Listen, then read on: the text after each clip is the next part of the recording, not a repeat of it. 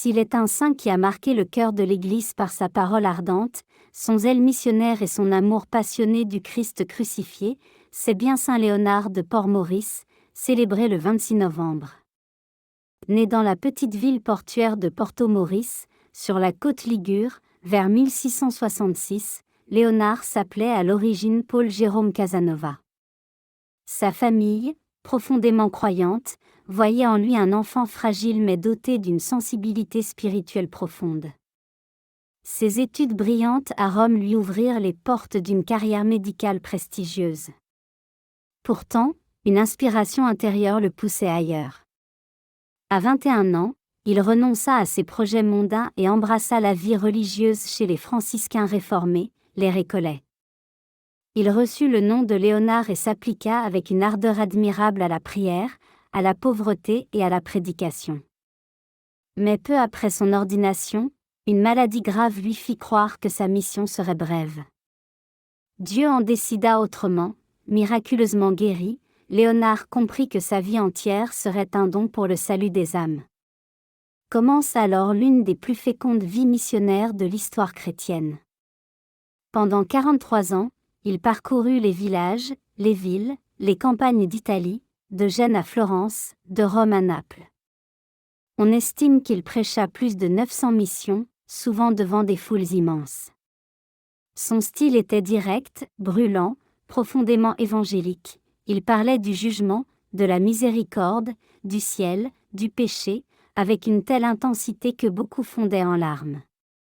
Sa dévotion la plus célèbre reste le chemin de croix.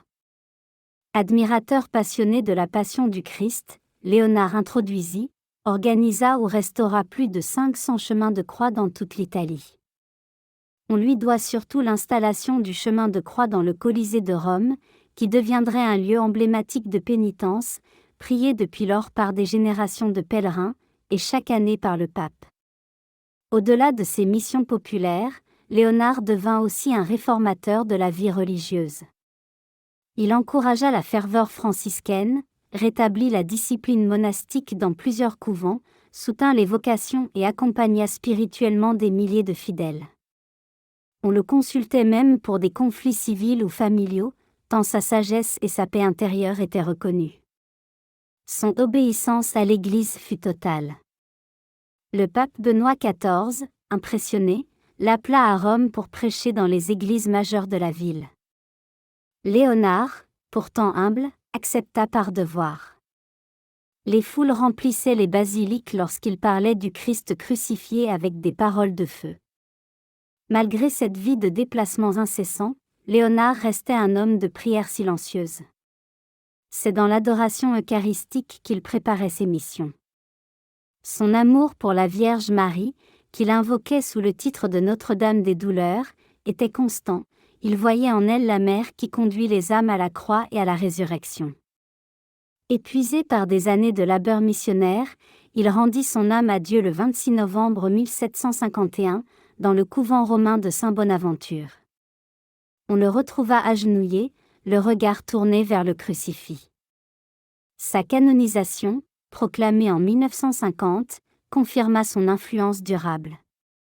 Son héritage est immense, le chemin de croix comme pratique universelle, l'appel à la conversion fervente, l'amour de l'Eucharistie, le courage d'annoncer la vérité sans crainte. En célébrant Saint Léonard de Port-Maurice, nous découvrons un témoin lumineux qui nous rappelle que la sainteté n'est pas douceur tiède, mais feu missionnaire. Prions, Saint Léonard, toi qui as enflammé l'Italie entière du désir de Dieu, aide-nous à marcher chaque jour vers la croix, à vivre avec courage l'Évangile, et à devenir de vrais artisans de paix et de miséricorde. Amen.